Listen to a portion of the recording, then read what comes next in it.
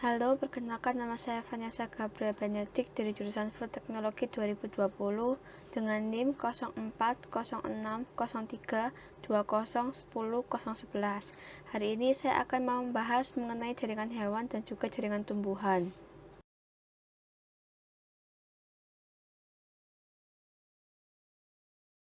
Apa itu jaringan? Jaringan merupakan sekumpulan sel yang memiliki bentuk dan fungsi yang sama. Apa sih fungsi dari jaringan secara garis besar? Secara garis besar, setiap sel pada suatu jaringan berfungsi untuk mempertahankan supaya jaringan itu tetap hidup. Yang pertama, saya akan membahas mengenai jaringan hewan. Jaringan hewan itu terdiri dari 4 bagian, yaitu jaringan epitel, jaringan penyokong, jaringan otot, dan juga jaringan saraf. Pertama yaitu jaringan epitel. Jaringan epitel tersusun dari sel-sel pengikat sebagai penutup dan juga pelindung tubuh, alat tubuh, serta jaringan lainnya. Apa sih fungsi dari jaringan epitel ini? Jadi jaringan epitel ini berfungsi sebagai pelindung tubuh, penyerap zat-zat yang diperlukan, penerima rangsang, dan juga mengeluarkan getah yang mengandung enzim atau hormon. Jaringan epitel ini terbagi menjadi 7 jenis, yaitu pipih selapis, pipih berlapis, silindris selapis, silindris berlapis, kubus selapis, kubus berlapis, dan yang terakhir transisional. Yang kedua yaitu jaringan penyokong. Jaringan penyokong atau yang sering disebut dengan jaringan pengikat ini tersusun dari sel-sel pengikat sebagai jaringan yang berfungsi untuk mengikat, melindungi, dan menguatkan berbagai jaringan dan organ. Jaringan penyokong ini terdiri dari 4 bagian, yaitu jaringan tulang rawan, jaringan tulang keras, jaringan darah, dan juga jaringan limfa. Yang ketiga ada jaringan otot. Jaringan otot ini tersusun oleh sel-sel otot yang mengandung serabut-serabut yang sering disebut dengan myofibril. Jadi jaringan otot ini memiliki beberapa fungsi. Yang pertama yaitu menjaga tubuh untuk tetap stabil. Yang kedua, menjaga postur tubuh. Yang ketiga, melindungi organ yang ada di dalam tubuh kita. Jaringan otot ini juga dibagi beberapa jenis. Yang pertama ada otot lurik. Otot lurik atau yang sering disebut dengan otot rangka ini adalah sejenis otot yang menempel pada rangka tubuh dan digunakan untuk pergerakan kita. Yang kedua ada otot polos. Otot polos ini berkontraksi secara refleks dan di bawah pengaruh saraf otonom. Bila otot polos kita ini dirangsang, reaksinya akan lambat, dan juga otot polos ini terdapat pada saluran pencernaan, dinding pembuluh darah, dan juga saluran pernapasan. Yang terakhir ada otot jantung. Otot jantung ini berfungsi untuk memompa darah keluar dari jantung. Yang keempat ada jaringan saraf. Jaringan saraf ini tersusun oleh sel-sel saraf. Jadi setiap saraf itu terdiri dari badan sel, akson, dan juga dendrit. Berdasarkan fungsinya, jaringan saraf ini dibagi menjadi 2 bagian. Yang pertama yaitu neuron sensorik. Neuron sensorik ini merupakan neuron yang menghantarkan impuls atau rangsangan dari organ penerima rangsang ke sistem saraf pusat, yaitu otak dan juga sumsum belakang.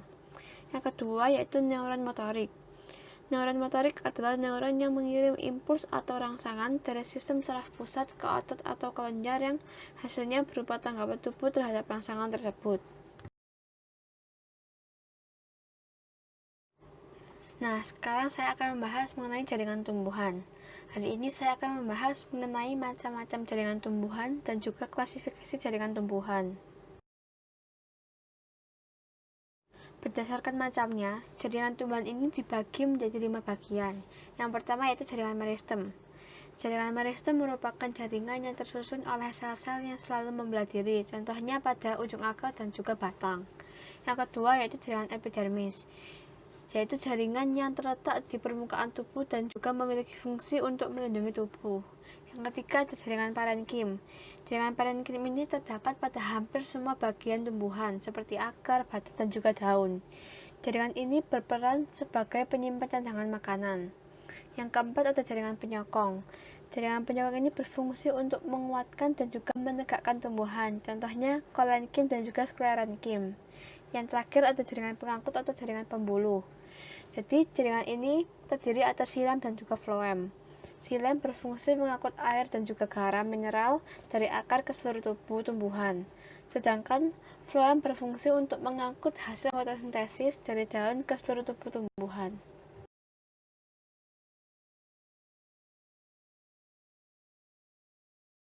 Sekarang saya akan membahas mengenai klasifikasi jaringan tumbuhan. Jaringan tumbuhan ini dibagi menjadi dua, yaitu jaringan meristem dan juga jaringan permanen. Yang pertama yaitu jaringan meristem. Jaringan meristem adalah jaringan muda yang sel-selnya selalu membelah atau bersifat embrional. Berdasarkan asal terjadinya, jaringan meristem ini dibagi menjadi tiga bagian. Yang pertama yaitu pomeristem. Pomeristem merupakan jaringan tumbuhan yang ada pada saat tumbuhan dalam tingkat embrio. Meristem primer yaitu jaringan meristem yang sel-selnya merupakan perkembangan langsung dari sel-sel embrional. Aktivitas meristem ini akan mengakibatkan batang dan akar tumbuh memanjang. Pertumbuhan ini disebut dengan pertumbuhan primer. Yang ketiga ada meristem sekunder, yaitu meristem yang berasal dari jaringan dewasa yang telah mengadakan diferensiasi. Misalnya kambium dan juga kambium gabus yang terjadi dari parenkim atau jaringan dasar dan kolenkim. Pertumbuhan ini menyebabkan tubuh tumbuhan bertambah besar. Lalu, berdasarkan letaknya, jaringan meristem ini dibagi menjadi tiga bagian. Yang pertama ada meristem apikal atau meristem ujung, yaitu jaringan meristem yang meristemnya terletak di ujung akar dan batang yang berperan dalam pertumbuhan primer tumbuhan. Yang kedua ada meristem lateral, yaitu meristem yang menyebabkan pertumbuhan sekunder. Pertumbuhan sekunder adalah proses pertumbuhan yang menyebabkan bertambahnya besar akar dan batang tumbuhan. Meristem lateral ini disebut juga sebagai kambium, karena kambium terbentuk dari dalam jaringan meristem yang telah ada pada akar dan batang dan membentuk jaringan sekunder pada bidang yang sejajar dengan akar dan batang. Yang terakhir ada meristem interkalar, yaitu jaringan meristem yang terletak di antara jaringan meristem primer dan juga jaringan dewasa. Contohnya, tumbuhan yang memiliki meristem interkalar adalah rumput-rumputan. Pertumbuhan meristem interkalar menyebabkan perpanjangan batang lebih cepat sebelum tumbuhnya bunga. Yang kedua yaitu jaringan permanen.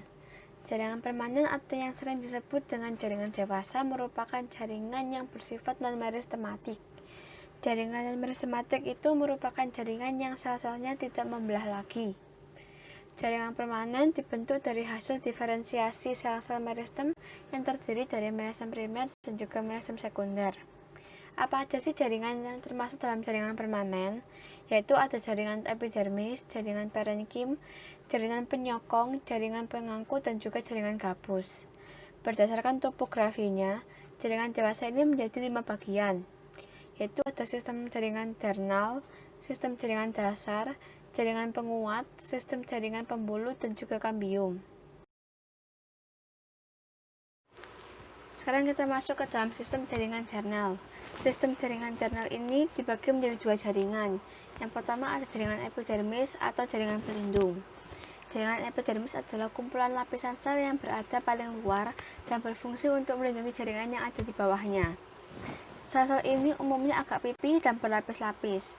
Menurut para ahli, epidermis ini biasanya tersusun atas satu lapisan sel saja, dan pada irisan permukaan sel-selnya tampak berbentuk bermacam-macam, seperti isodiametris yang memanjang, berlekuk-lekuk, atau menampakkan bentuk lainnya. Yang kedua, ada jaringan gabus.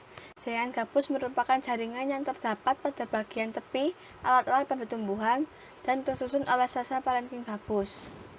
Untuk jaringan gabus ini mengandung suberin dan kutin yang dimana jaringan ini lebih kuat daripada epidermis. Apa sih fungsi dari jaringan gabus ini? Yang pertama yaitu mencegah penguapan, lalu menggantikan epidermis sebagai pelindung, dan yang terakhir adalah melindungi dari kerusakan mekanis dan infeksi patogen. Yang B yaitu sistem jaringan dasar. Sistem jaringan dasar ini hanya memiliki satu jaringan, yaitu jaringan parenkim. Apa sih jaringan parenkim ini? Jaringan parenkim merupakan suatu jaringan yang terbentuk dari sel-sel yang hidup berstruktur morfologi dan fisiologi yang beragam, namun dengan sifat yang sama dan masih melakukan kegiatan proses fisiologi. Jaringan parenkim ini memiliki tiga fungsi. Yang pertama sebagai jaringan penyimpan makanan cadangan, lalu sebagai tempat melakukan proses pembuatan zat makanan, dan juga dapat berfungsi sebagai jaringan penguat karena sifatnya yang tergosen dan telah mengalami lignifikasi. Jaringan parenkim ini terdapat 6 jenis, yaitu parenkim asimilasi, parenkim makanan, parenkim air, parenkim tanin, parenkim udara, dan juga parenkim pengangkut. Lalu yang C yaitu jaringan penguat. Jaringan penguat pada tumbuhan merupakan jaringan yang memberi kekuatan bagi tumbuhan tersebut. Apa aja sih fungsi dari jaringan penguat ini? Yang pertama yaitu menghubungkan satu jaringan dengan jaringan lainnya. Yang kedua, mengikat, meletakkan atau menghubungkan berbagai alat. Yang ketiga yaitu mengisi dan menyokong tubuh tumbuhan tersebut. Jaringan penguat ini juga memiliki beberapa jenis jaringan. Yang pertama jaringan lemak, jaringan pengikat longgar, jaringan tulang rawan, jaringan darah, dan juga jaringan limfa. Dan juga berdasarkan sifat dan bentuknya, jaringan penguat ini dibagi menjadi dua, yaitu jaringan kolenkim dan juga jaringan sklerenkim. Lalu yang D yaitu sistem jaringan pembuluh. Jaringan pembuluh atau pengangkut merupakan jaringan khusus yang berfungsi untuk mengangkut zat-zat mineral yang diserap oleh akar dari tanah atau zat-zat makanan yang telah dihasilkan pada daun untuk disalurkan ke bagian-bagian lain untuk hidup dan berkembang. Berdasarkan bentuk dan sifatnya, jaringan pengangkut ini terdapat dua bagian, yaitu xilem dan floem. Xilem merupakan jaringan kompleks yang terdiri atas beberapa tipe sel baik, sel mati, maupun sel hidup yang dindingnya mengalami penebalan, mengandung lignin. Xilem ini terdiri atas trakei dan trakea, selaput xilem, dan parenkim xilem. Floem merupakan jaringan kompleks yang terdiri atas beberapa unsur dan tipe. Floem ini terdiri dari pembuluh, sel pengiring, parenkim floem, dan serabut floem. Lalu apa sih kaitannya jaringan dengan teknologi pangan? Jadi tumbuhan dan hewan ini merupakan sumber daya utama yang diolah untuk dijadikan makanan. Contohnya, teknologi pangan dapat menciptakan makanan berbahan dasar tumbuhan menjadi makanan yang berbahan dasar hewan. Jaringan-jaringan tersebut itu dipelajari dan diimplementasikan pada teknologi pangan untuk menciptakan suatu hal yang baru yang lebih baik dan lebih sehat. Misalnya, menggantikan tekstur daging yang cenderung lebih kenyal karena adanya jaringan otot dengan penggunaan kedelai dan protein dari kentang. Lalu menggantikan sumber lemak dari daging dengan kelapa dan minyak bunga matahari. Dan juga menggantikan warna dari daging yang berasal dari mioglobin dengan ekstrak buah bit. Dan nilai plus dari ini adalah teknologi pangan dapat membuat pola hidup manusia dalam hal makanan menjadi lebih baik lagi. Jadi inilah adalah sumber-sumber yang saya gunakan untuk membuat materi mengenai jaringan tumbuhan dan juga jaringan hewan. Sekian penjelasan dari saya mengenai jaringan tumbuhan dan juga jaringan hewan. Terima kasih telah mendengarkan.